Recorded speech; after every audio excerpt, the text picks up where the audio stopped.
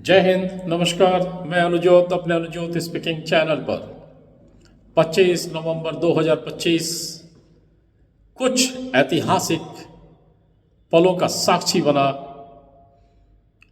जो पहली बार हिंदुस्तान में हुआ, यानी एकत्रित हिंदुस्तान में, एक संगठित हिंदुस्तान में।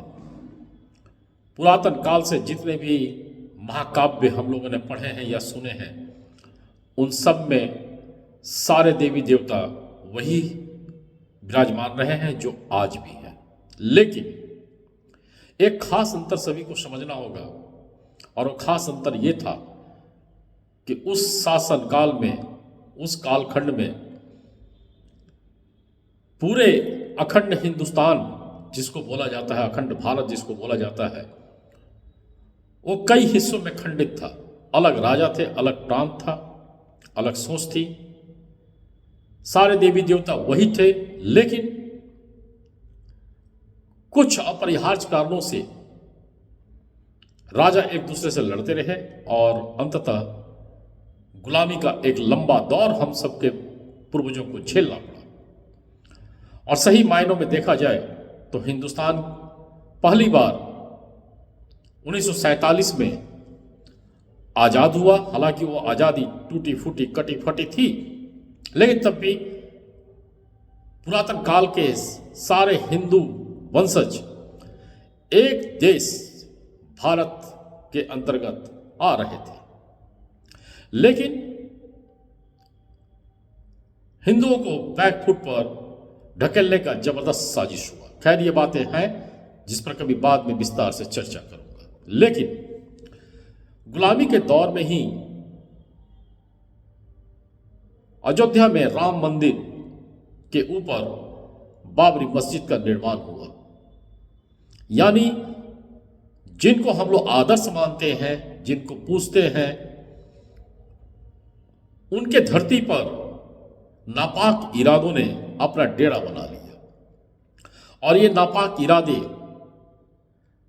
कई वर्षों तक वहां रक्तपात किए और उस धरती को अपवित्र करने का प्रयास करते रहे।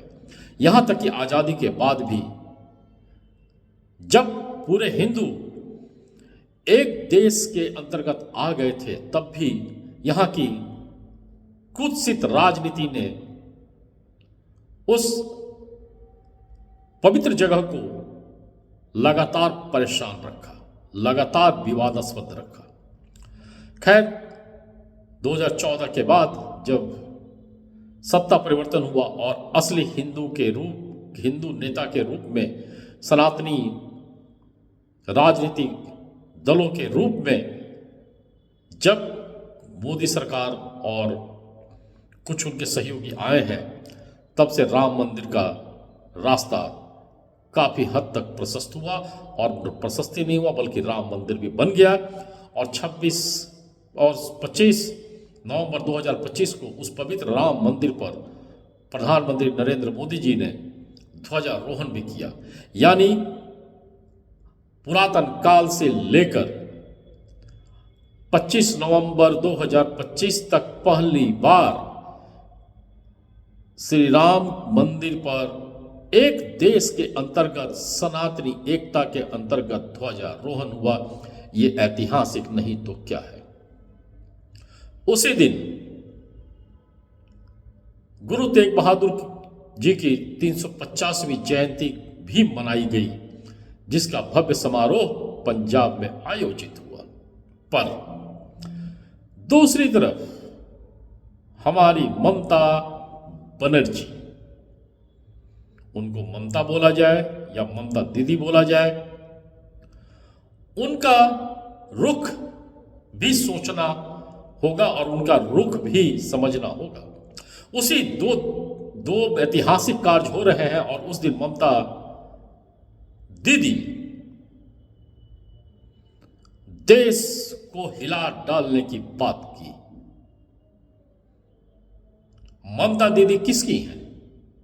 हिंदुस्तान की है या हिंदुस्तान में घुसे हुए घुसपैठियों की है? सबसे बड़ा प्रश्न यह होना चाहिए। कि ममता दीदी किसकी हैं। यहां पर हिंदुस्तान के हर कोने में, विशेषकर बंगाल के हिस्से से घुसपैठिए पूरे हिंदुस्तान पर कब्जा जमाने का इरादा लेकर घुसते रह रहे हैं। रोजी रोजगार, जल जंगल जमीन पर कब्जा जमाने का इरादा लेकर घुसते रहे हैं और अवैध वोटर कार्ड, अवैध राशन कार्ड, अवैध आधार कार्ड बनवाते रहे हैं। और ये अधिकांश बंगाल के हिस्सों से ही बने हैं। और जब इस पर सरकार की पैनी निगाह पड़ी है और जब सरकार चाहती है कि ऐसे घुसपैठिए देश छोड़कर जाए ताकि देश के मूल निवासियों को उनका हक मिल सके, तो इसमें ममता दीदी को ऐतराज क्यों है? ममता दीदी उनको बचाना क्यों चाह रही है? एक तरफ 25 नवंबर 2025 को ऐतिहासिक चीजें हुई जो सनातनियों का सर को गर्व से ऊंचा कर देगा, और वहीं दूसरी तरफ ममता दीदी उसी दिन हिंदुस्तान को बर्बाद करने की धमकी देती हैं ताकि घुसपैठियों को देश से निकाला ना जा सके, बंगाल से निकाला ना जा सके। बंगाल के बंगालियों के सर पर वो उन घुसपैठियों को बैठा के रखना चाहती हैं ताकि बंगाल की जनता लगातार त्राहिमाम रहे और बंगाल के साथ साथ पूरे देश की जनता भी त्राहिमाम हो, क्योंकि किसी भी एक राज्य की अस्थिरता और अव्यवस्था पूरे देश का अस्थिरता और अव्यवस्था बन सकता है। पर ममता दीदी ऐसा क्यों चाहती हैं?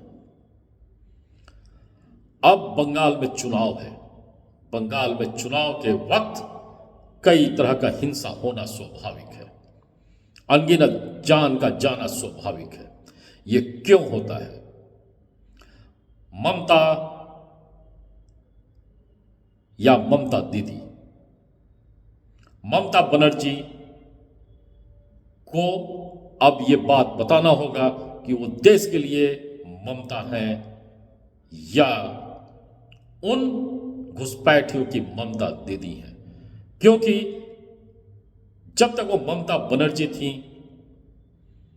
जब वो उस केंद्र सरकार में थी, तो घुसपैठ के खिलाफ बात करती थी, और जैसे ही वो ममता दीदी बनी, घुसपैठ के पक्ष में उनका सारा ध्यान चला गया और घुसपैठियों को बचाने के लिए हिंदुस्तान को बर्बाद करने की धमकी दे रही है।